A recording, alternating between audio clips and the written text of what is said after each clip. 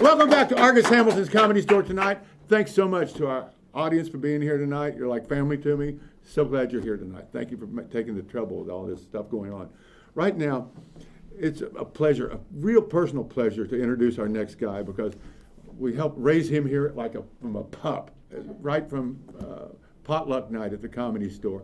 And he always had executive producer written all over him. You know, he was brilliant, he's funny, but he's organized. That's how he's different from the rest of us.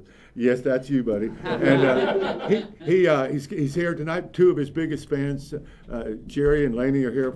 That's right. Big fans from Kill Tony. Yeah, He's Kill Tony. He's Tony Hinchcliffe. Hey. Thank you. You are one of the hottest comics of all the millennials now. How does that feel? It feels great, man. We're working every time. I can't believe it when tickets sell on the road and the place is packed. I just did like 5 sold-out shows in Tempe, Arizona this weekend. And, you know, I'm going back to these cities again and again, and it's so surreal to think that it just started off as one little room right above us here, and that everything was built out of there. And now I go to all these places around the world, and it's very exciting. Now, how much of, let's say they come to see Kill Tony, I assume you start off doing stand-up for 30 minutes. Well, do you do actually, no. We don't Really? do stand-up before Kill Tony. They're excited to see the show. They know what it is, and we just jump right into it. I come out, we reveal what the band is and what we're doing, any local references I might knock out then, but it's quick. We're right into it, pull a name out of a bucket, and immediately there's a local hero or loser about to do great or struggle, but it makes it real for the people. You know, when it's out there on the road, they think, wow, what would have happened if I would have gotten pulled out? What would I talk about? And all this The stuff. We give vicariousness. people a chance to do 60 seconds of stand-up comedy, and then they're on their favorite show. All of a sudden, they're a guest on it.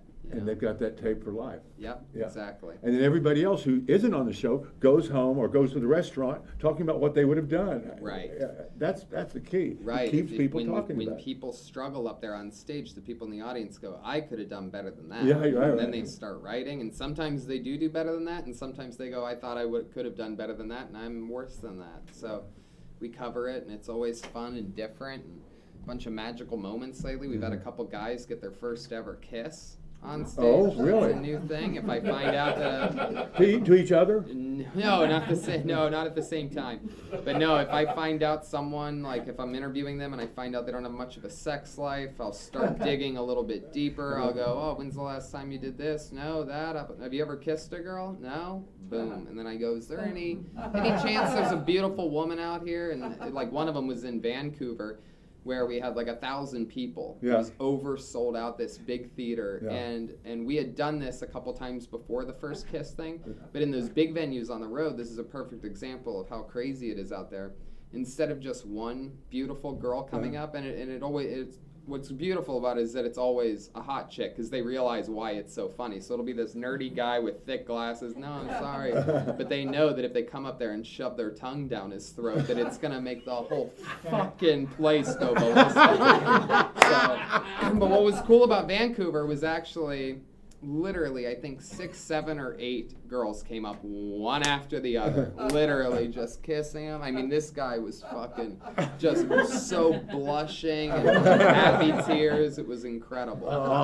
So these magical moments that we have, I'm just playing in the moment, you know, from my little bit of, you know, improvisational training, hanging out late nights with Don Barris and listening to Howard Stern as a kid and watching Letterman as a baby and all these things, and Jim Carrey on In Living Color, and then watching him do the movie Man on the Moon, which taught me about Andy Kaufman. Right. And then there was a big switch there. Andy Kaufman is an interesting character for you to study. I've studied him completely. I spent that whole next month or two going to every local library, which isn't easy to find where I'm from in Youngstown, Ohio. Libraries, things where you can teach yourself. But I went and found every book on Andy Kaufman that I could find, and I read it like the kid from what's that movie, Never Ending Story? Yeah. I did the same thing with Errol Flynn. Oh, wow. Yeah. I did. I should know who that is. To be honest with you. Colin from Ireland knows who he is. Yeah, he was the top Warner Brothers alcoholic in the late 30s, early 40s. Oh, okay. You know, the Warner Brothers are also from Youngstown, Ohio. That's right. Yep. That's right. Crazy stuff. Yeah. So you What size venues do you pack on the road now? Well, like I said, anywhere between really 800, 1,000. We're doing a 1,300 seat venue in Vancouver. We just did that 1,000 seat one like 6 months ago. We're going back in 2 weeks to do 1,300. What's the craziest thing that's ever happened on stage? Woo, so many of them. We just did a sold out theater in Melbourne, Australia, and a guy that got pulled out of the bucket proposed to his girlfriend of many years. Yeah. Which no one saw coming. The first ever Kill Tony engagement live, you know what I mean? Did she say yes? Yeah, she did. Place went crazy.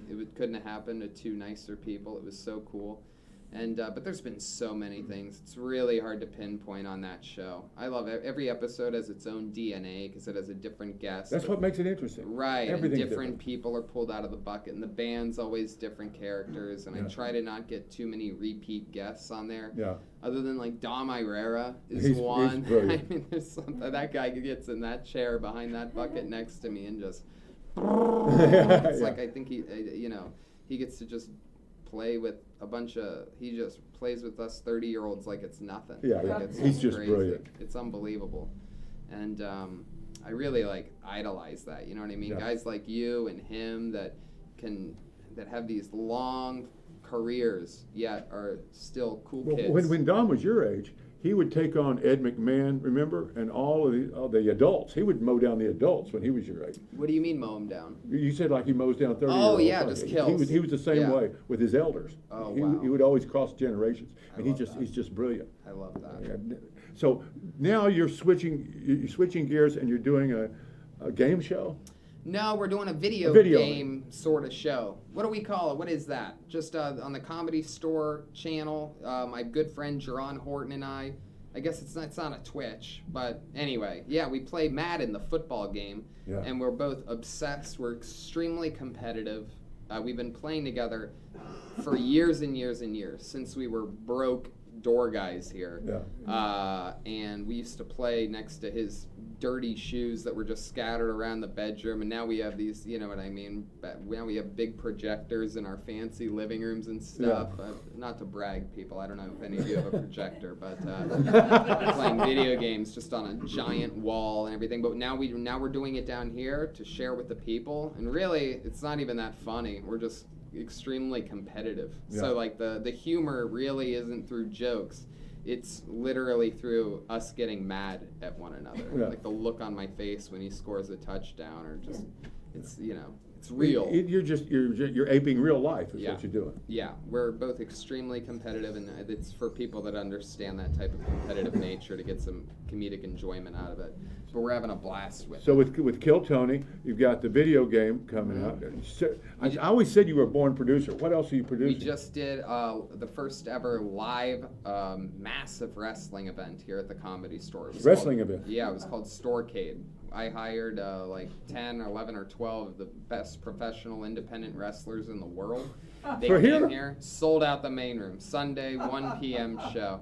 Sunday afternoon at the Comedy Store? Sunday at 1 p.m. 450 people. You got losing professional their mind. wrestlers to get up at 1 in the afternoon on Sunday? Not only that, you should have seen these guys, Argus. You would have been amazed. They were almost hitting their head on the lights and the everything on the disco ball Oh, up I'm there. convinced he would go nuts. Oh, I know, but they didn't hit anything because they're professional. Oh, yeah. Right. So it's like that. It was incredible. It was one of those things where we were watching, and everybody that was watching was thinking the same thing, like, "Oh my God, he's gonna whoa!" And they know that they're that close to Yeah. everything too. Where We was the ring forget set that. up on the stage? Or? Nope, smack dab in the middle of that room, right between the. In fact, they would come out. Think of how cool this is. They would come out from behind the curtain onto that red lacquer stage and just walk straight out, and then into the ring, because the ring was elevated about stage high. Yeah. So literally, they just went straight. They didn't go down to the ground level at all. Just straight into the ring. The ring was between the tip of that stage and the VIP booths. Now, did you show this to have taped? Or? Yeah, we got it taped. We're still thinking about exactly what we're going to do with it. We're definitely going to do another one. But yeah, we had 8 cameras on this thing. It was a big production. And the Comedy Store was unbelievable. The guys here, Michael Nathanson and Eric and everybody was so helpful. And Was this a huge- competition between 5 and 5 wrestlers, or? It was mostly one-on-ones. Yeah. There was 2 tag team matches and 3 singles matches. We had David Arquette wrestle, Sure. a legendary wrestler called Yeah. the Shockmaster. We had Enzo Amore versus Brian Pillman Jr. So that's like wrestling royalty. These are a lot of famous wrestlers of the past, children and whatnot. Like these are really legends that are coming up. That Yeah. are going to be extreme stars. No Hulk Hogan's.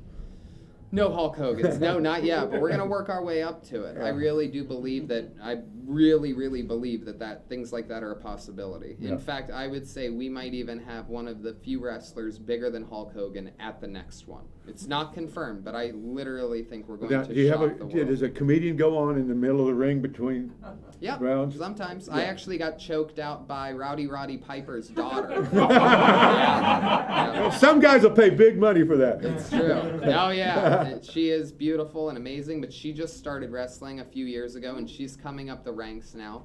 And it was so cool. I went out and I cut a promo because, believe it or not, I'm one of the bad guys. I'm not a good guy. Spoiler alert. And I told everybody how dumb they are for falling into another hit show of mine. This is just, something I was doing in my spare time, and look at all of you having the time of your life and this and that. Oh, you're playing the arrogant entrepreneur. Right, exactly. And I talked about how, I know more about wrestling than all of them because when Rowdy Roddy Piper used to come here and became a paid regular here, I was helping him, and he, looked up to me in that way, and he would teach me things about big performances off the stand-up stage, and I would teach him about jokes and timing and how to say things that he already sort of had, and losing words that he didn't need to say here and there.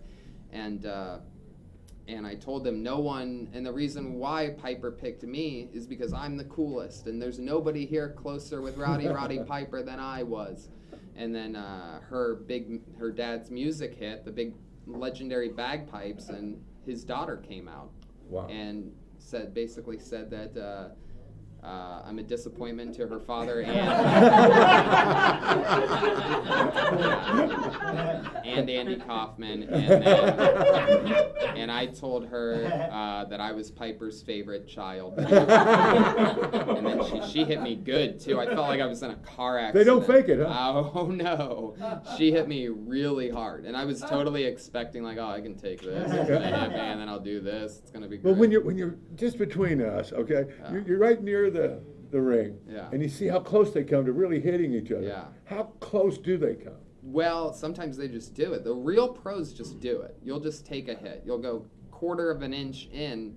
So the follow through on a punch is really what hurts. You know what I mean? I see. You just hit. And right. So it's just like, the real legends. Like Piper used to tell me that the thing that would make him mad in the ring is if an amateur was doing that thing where he's 6 inches away and the whole crowd can see. He used to always say, I'd rather you hit me with all that you've got than some popcorn punch that's going to make these people disappointed. Yeah, we're big boys. We can take it. Damn right. Yeah. And that says a lot. And that's about, that's sort of how the Comedy Store works too, right? Yeah. You gotta Monday night. Yeah, you got to fully commit and, be all the way in and give these people your blood, sweat, and tears. It's the follow through that kills them. Absolutely. Yeah. Damn right. No one knows more about punches than we do. Well, so that covers your new venture and Kill Tony.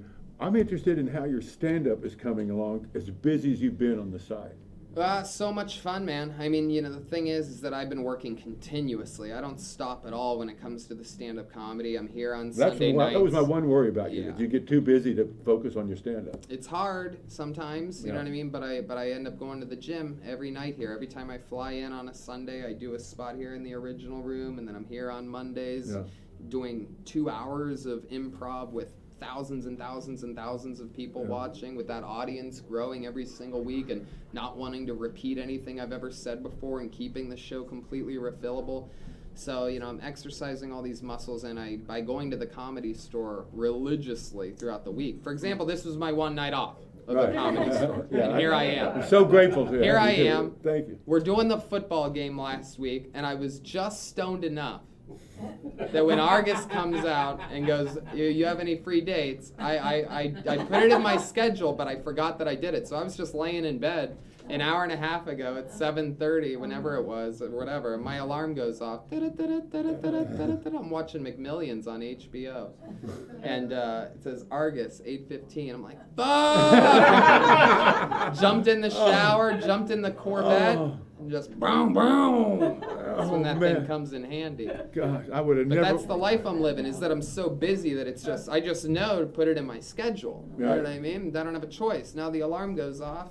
It's your boss. That's it. So, well, when you're on stage now, what do you like to talk about? A bunch of dangerous stuff. I can't talk about it here. Right now I'm talking about how I have death threats on me, which is true. I made a Kobe Bryant joke a couple of weeks ago when he passed away, like as he was maybe still passing away. I had the first Kobe Bryant joke. Yeah. Like I don't even think the helicopter crashed yet, and I was already writing it. Yeah. And anyway, so I tweeted it on social media as soon as the news was breaking. And it was a cute joke. All I said was, Kobe passing, this can't be true. Which is a joke about, it's a joke about how he was a ball hog. Yeah, a lot exactly. Of, a lot of people that don't know sports don't get it. Which was actually part of my point. I'm like, if I word it this way, Kobe passing, question mark, this can't be true. The sports fans, you'll like this, right? Because it's only on Twitter.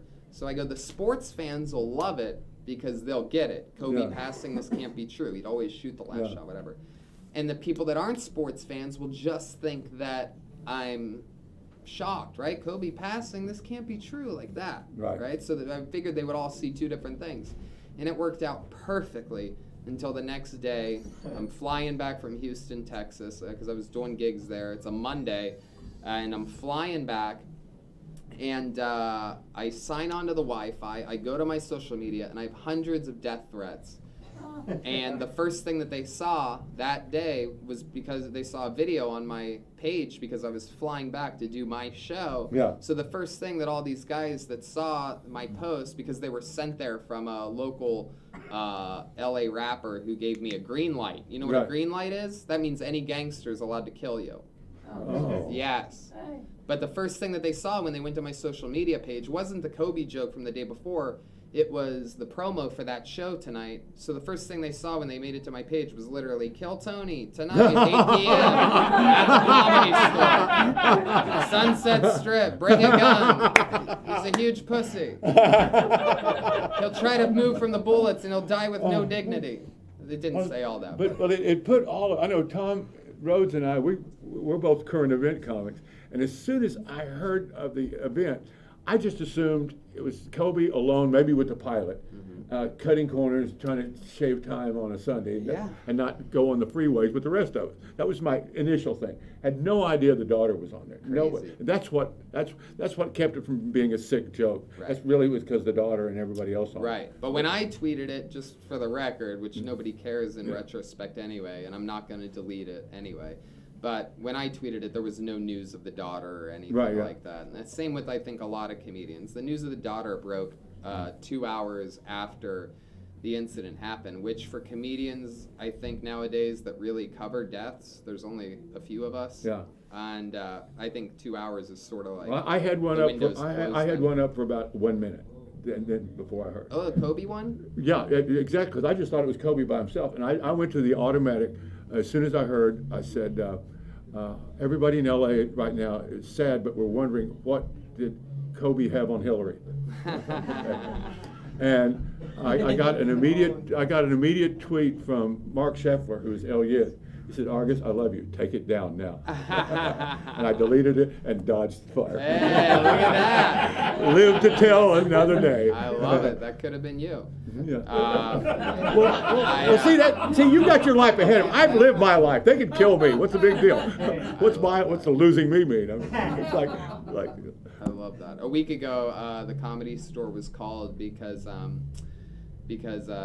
someone had made a threat on my life. They said that there's a group of guys coming tonight for Tony's head, and I had an extra security guard a week ago on this night, and my own assigned security guard from the store here. And we go throughout the whole night, and then at the end of the night, I'm drinking in the back, and another door guy comes up to me and goes, hey, just to let you know, I think those guys were actually in the main room. There were 9 guys in Lakers jerseys. That, turns out they went to the wrong room. I'm an original room guy, baby. Another fine comment on basketball fans. If you're gonna kill somebody, go to the right room. It's been a problem at Ciro since 1939, you know. Wow. Let's give it up for Tony Hinchcliffe, ladies and gentlemen. Thank you so much for waking up and coming to us. Love you, man. Love you. Thank you so much. We'll be right back. Don't go anywhere. We're back with Argus Hamilton's Comedy Store tonight. Don't go anywhere. Love you. Josh Wolf just canceled, so Todd wrote you a special ad. Oh, okay. All right, I'm no, good. you're gonna want to Oh, okay. They wrote something I haven't seen yet. I love that. I love that. I love it when I love how you guys do this. If stuff. they It's try so to make cool. me a cowboy, Let me know when you're ready, Todd.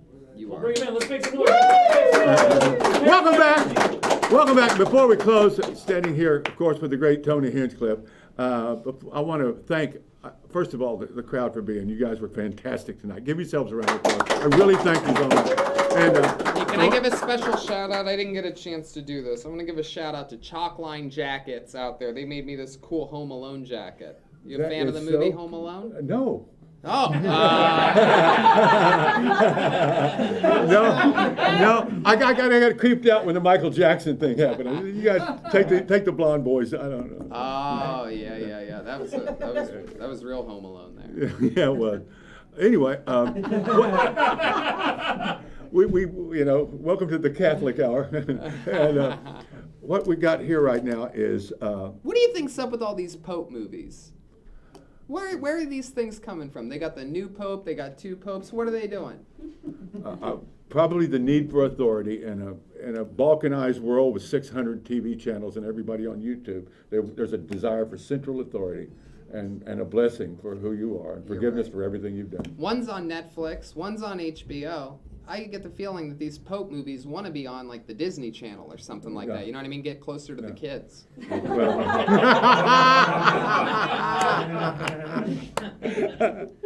that's a great idea. Thank you. Uncle Walt is spinning right now at the very thought. Absolutely. Down in Orange County, where he belongs. Right now, I have something to read that was just now handed to me. I promise you, it was just now handed to me. I have no idea what I'm about to read. It's probably a commercial. Hey, folks, if you're just like me, your butthole gets itchy just one poop in the day. And I'm sure you're tired of having to secretly scratch, come on, your butthole in public just for a few seconds of relief. That's why I invented Argus Hamilton's Stinky Butthole Itch Relief Cream. I want to buy some of this. Somebody's going to have this tape on me. Just apply the cream directly to your anus before and after you defecate. Don't worry about anybody watching if you're in San Francisco. Just be careful. The cream is extremely slippery, so make sure the tube doesn't slip right through your hole. Oops. Also, That happens to me all the time. okay, good. We have a witness right here. And also, finally, mercifully, you shouldn't use your phone or text for about an hour after using this cream. Thank you.